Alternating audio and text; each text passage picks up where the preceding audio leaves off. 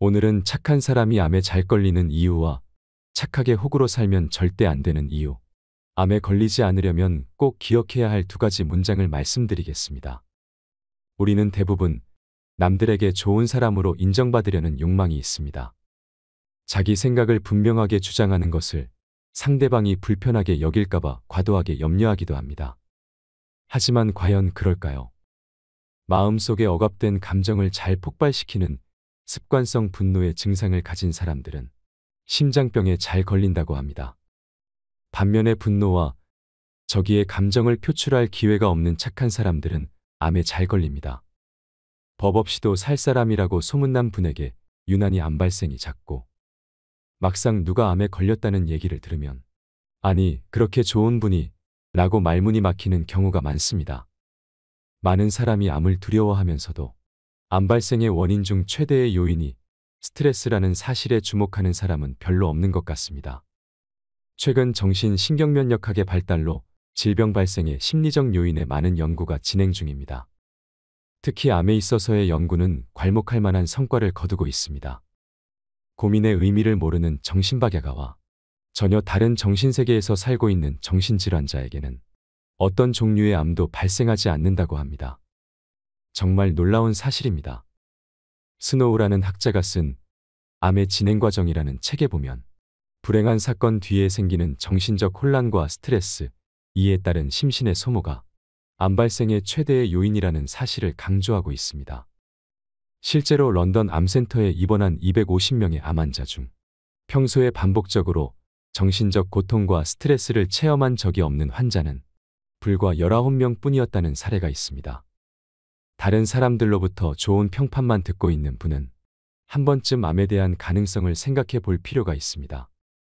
마음속에 꼭꼭 눌러놓은 억압된 감정이 뭉쳐 언제 암으로 진행될지 모르기 때문입니다. 암을 예방하는 가장 확실한 방법은 스트레스를 안 받는 길입니다. 어떤 상황에서도 스트레스를 받지 않으면 됩니다. 그러나 그게 쉽지 않지요. 일은 포기하면 그뿐이나 사람과의 관계는 그리 단순하지 않습니다. 대인관계에서의 갈등과 상처는 견디기 어렵습니다. 중요한 것은 감정을 발산하는 기술입니다. 습관적으로 신경질을 내거나 한꺼번에 폭발시키는 것만이 감정을 표현하는 유일한 길은 아닙니다. 그때그때 자연스럽게 표현하는 지혜가 필요합니다. 그리고 창조적으로 발산하는 법을 습득할 필요가 있습니다. 직접 표현하기가 어려우면 제3자를 통해 전달할 수도 있습니다. 오히려 상대방을 더욱 정중하게 대함으로 자신의 자긍심을 높일 수도 있습니다. 그리고 자기 발전의 기회로 승화시킬 수도 있습니다. 마음속의 분노를 운동이나 등산, 취미 활동으로 발산시키는 것도 지혜로운 방법입니다. 스트레스로 가득 찬 현대 산업사회의 한복판에서 살아남을 수 있는 유일한 출구는 타인에게 기대지 않고 혼자서도 잘 사는 사람이 되는 것입니다. 그리고 가능하면 스스로를 파괴하는 생각과 스트레스에서 자유로운 삶을 사는 것입니다. 암으로부터의 자유를 원한다면 두 가지만 기억하세요. 첫째로, 남을 기쁘게 해야 한다라는 생각은 자신을 병들게 합니다. 여러분들은 혹시 평소에 이런 생각을 하며 살지는 않았나요? 나는 상대를 기쁘게 해야 해. 나는 내가 만나는 사람들 모두에게 좋은 인상을 주어야만 해. 나는 실수나 실패를 해서는 안 돼. 남에게 싫은 소리 듣는 것은 견딜 수 없고, 칭찬과 인정에 대한 강한 욕구와 갈망으로 완벽주의를 꿈꾸며 나는 이렇게 해야만 한다라고 자신에게 힘들고 괴로운 명령을 내리는 일말입니다. 이런 사람들 중에는 착한 사람 콤플렉스를 가진 분들이 많습니다.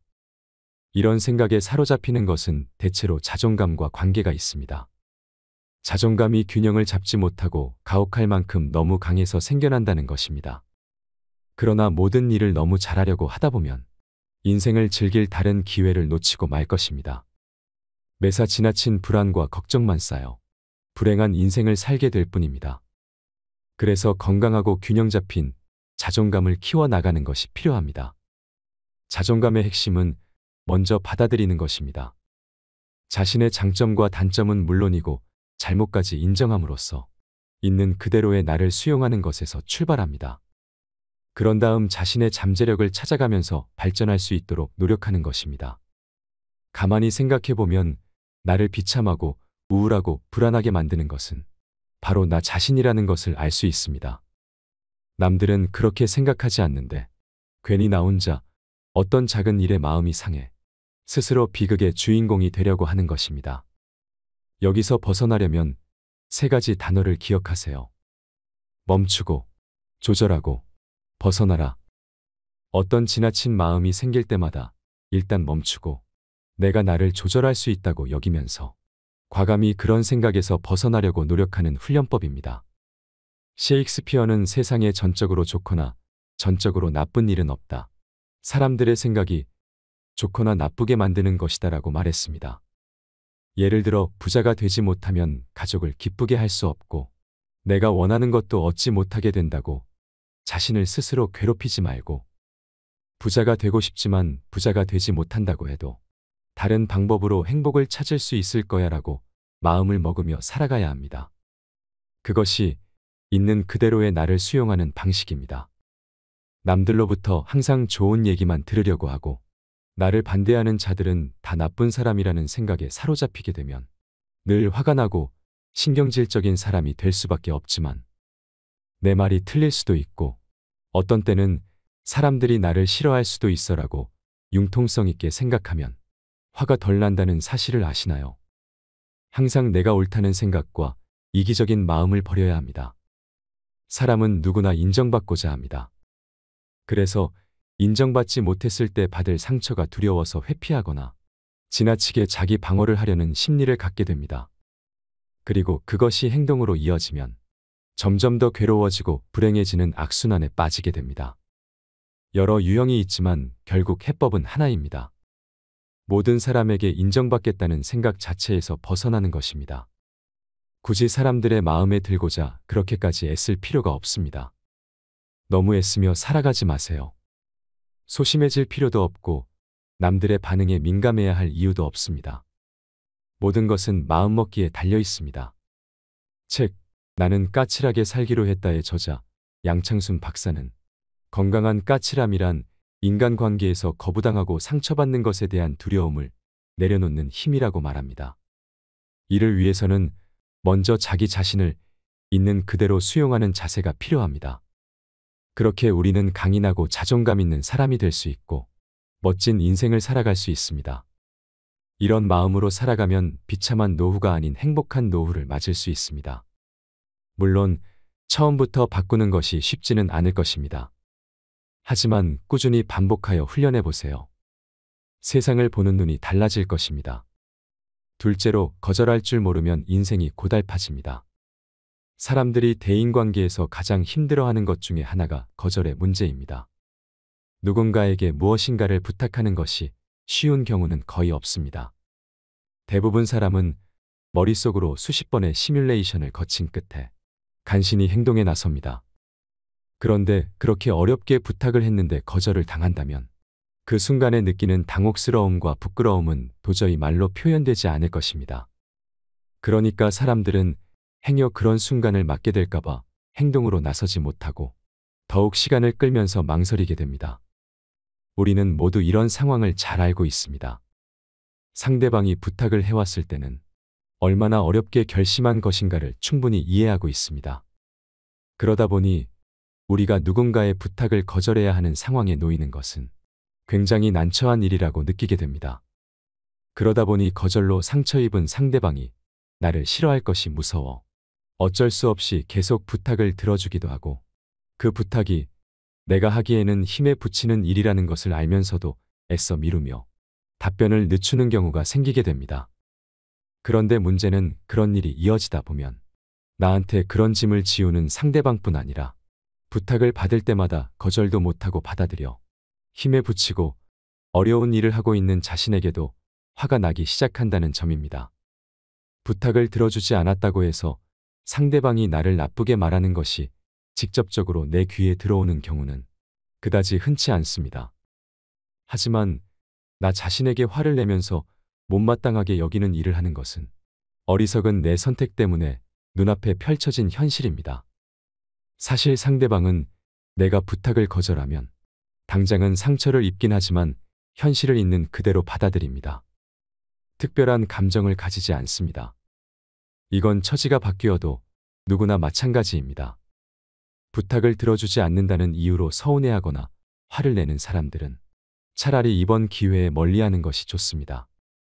이런 사람들 중에는 부탁을 들어주어도 진심으로 고마워하지 않고 당연한 것으로 여기는 사람도 많습니다. 그러므로 거절에 대한 두려움은 일단 접어야 합니다. 인생을 살아감에 있어 간결하고 명료하게 내 의견을 전달하는 것이 가장 좋습니다.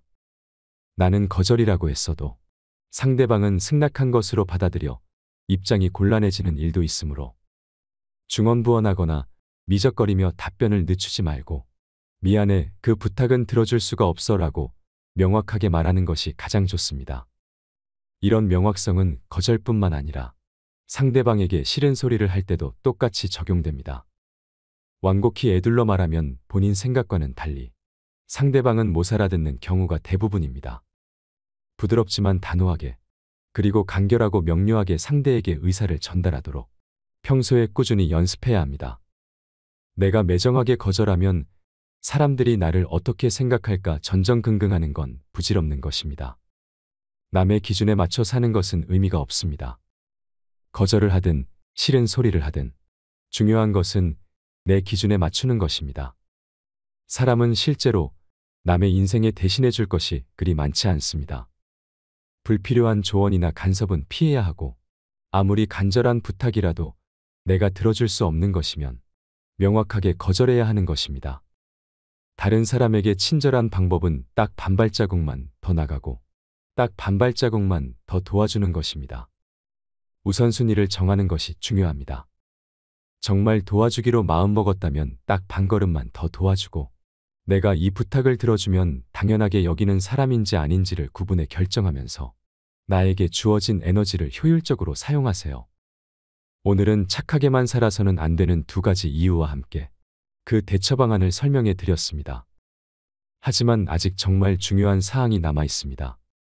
앞서 설명드린 바와 같이 우리는 앞서 다른 사람의 마음에 들고자 애쓸 필요가 없고 내 기준에 맞지 않으면 부탁을 거절할 수 있어야 한다고 했습니다. 그렇게 까칠한 사람이 되는 것이 불안과 걱정에서 벗어나 자신을 힘들게 하지 않고 편하고 건강하게 살아가는 방법입니다. 그러나 그렇다고 해서 까칠함과 무례함을 혼동해서는 안 됩니다.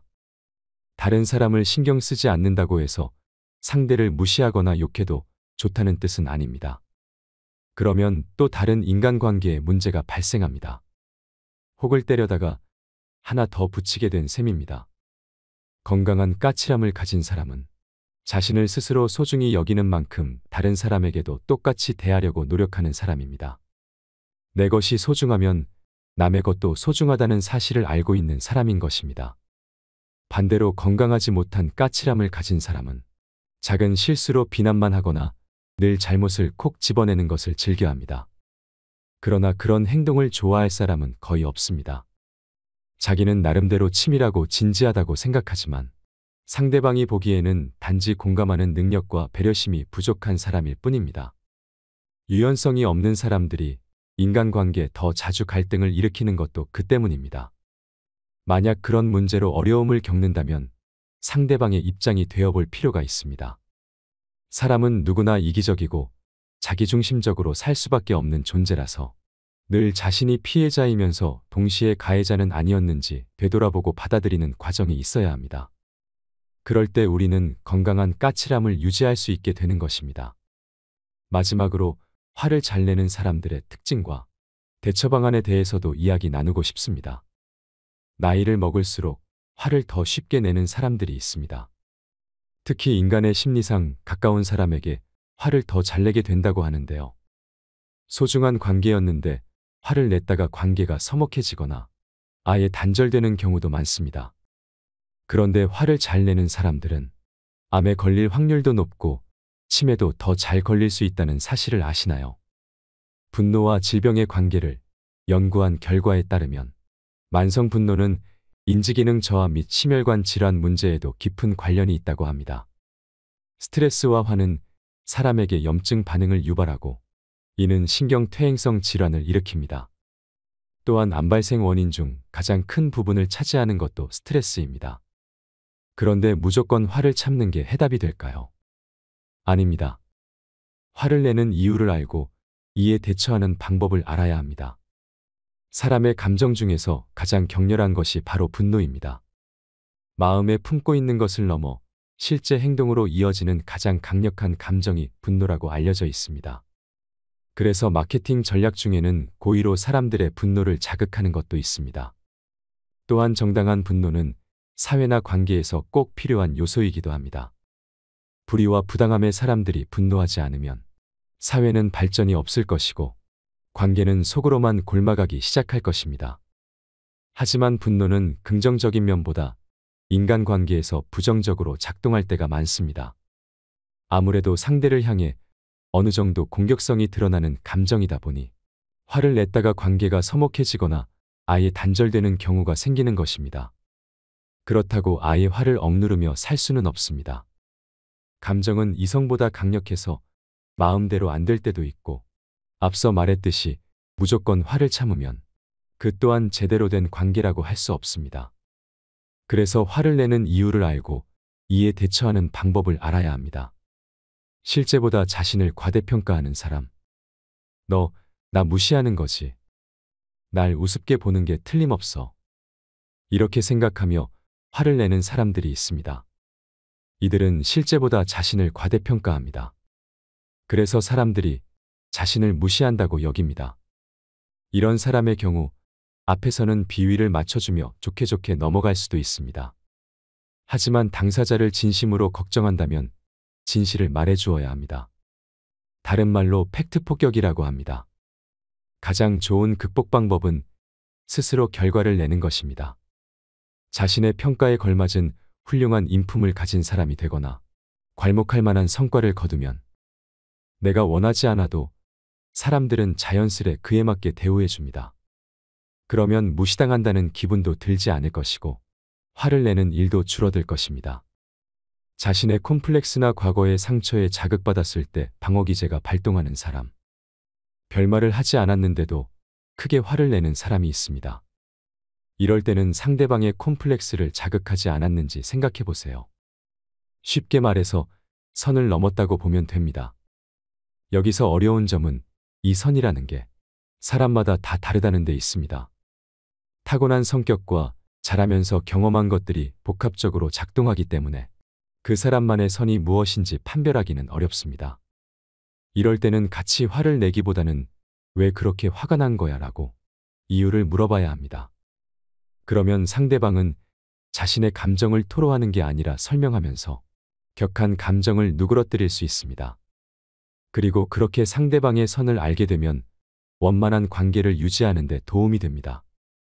상대에게 지나치게 큰 기대를 했을 때 기대가 크면 실망도 큽니다. 그리고 실망이 커지면 화가 나기도 합니다. 많은 부모님들이 자식의 성적표를 보면 화가 나는 이유가 여기에 있습니다. 내 자식은 참 똑똑한데 열심히 하면 더 잘할 수 있는데 이런 기대 때문에 만족할 만한 성적이 나오지 않으면 화를 내기도 합니다. 하지만 그렇게 닥달한다고 기대가 현실이 되지는 않습니다. 기대라는 말의 뜻은 다음과 같습니다. 어떤 일이 원하는 대로 이루어지기를 바라면서 기다림. 그렇습니다.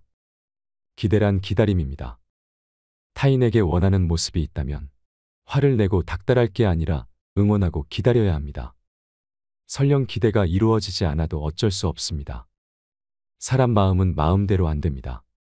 내 마음도 그런데 남의 마음을 마음대로 하려는 건 너무 큰 욕심이 아닐까요? 스스로 해결하지 못하는 짜증을 남에게 해소하는 사람. 화를 내는 이유 중 가장 나쁜 경우입니다. 타인의 감정은 쓰레기통으로 던지고 자신의 감정만 소중히 여기는 이기적인 짓이기 때문입니다. 이런 사람은 피하는 게 상책입니다. 본인이 쓰레기 짓을 하고 있다는 걸 자각하지 못하는 이상 감정 배설은 멈추지 않을 것이고 그 옆에 있는 사람만 고통스러울 뿐입니다. 직장 동료 정도의 관계라면 철저하게 선을 긋는 게 좋고 만약 가족이나 연인처럼 가까운 관계라면 단호하게 말하는 게 좋습니다. 끊어내야 할 인연이라면 과감히 끊어내는 것도 인생을 살아가는 지혜입니다. 물론 내 정신 건강에도 참 좋습니다. 나는 너의 사랑을 받아주는 사람이지 짜증을 받아주는 사람이 아니다. 이렇게 생각하세요. 나를 함부로 대하는 상대에게 나는 당신이 이렇게 무례하게 대해도 되는 사람이 아니라는 것을 똑똑히 알려주어야 합니다. 나의 간절한 요구를 알아달라는 호소를 화로 표현하는 경우 인간관계가 어렵고 표현을 잘하지 못하는 사람에게서 많이 보이는 경우입니다. 무언가 상대에게 원하는 것이 있는데 이를 부드럽고 설득력 있게 제시하지 못하고 그런 일이 한 번, 두 번 반복되면 끝내 화를 낼 수도 있습니다. 이런 사람에게는 배려가 필요합니다. 평소에 표현이 서툴다는 걸 알고 표현하고자 하는 바를 찰떡같이 알아들어주면 화를 내는 일이 적습니다. 그래서 친한 사람이나 배려심으로 무장한 사람 곁에 있으면 오히려 화통하고 성격 좋은 사람으로 통하기도 합니다. 문제는 잘 모르는 사람들과의 관계입니다. 본인도 의사소통 능력을 향상시키기 위해 노력해야 하고 내가 이런 면을 가지고 있구나 하며 반성할 필요가 있습니다. 내 마음대로 되지 않는다고 해서 쉽게 화를 내는 나의 습관을 돌아보아야 합니다. 그 습관이 나오는 것을 경계하고 문제를 개선하기 위해 노력해야 합니다. 상대가 노력한다는 생각이 들면 주변에서도 성향을 빨리 파악해서 어느 정도까지는 이해해주고 기다려줄 필요도 있습니다. 소통만 잘 되면 생각보다 쉽게 화낼 일을 줄일 수 있습니다. 하지만 꼭 기억하세요. 타인의 배려가 내가 누려야 할 당연한 권리는 아닙니다. 상대방의 마음에 진심으로 고마워할 줄 아는 사람이 되세요. 내가 좋은 사람이 되면 내 주위에도 좋은 사람이 많아질 것입니다. 여러분, 주변에 화가 많은 사람이 있나요? 하지만 그 전에 나는 과연 화가 많은 사람이 아닐까 생각해 보세요.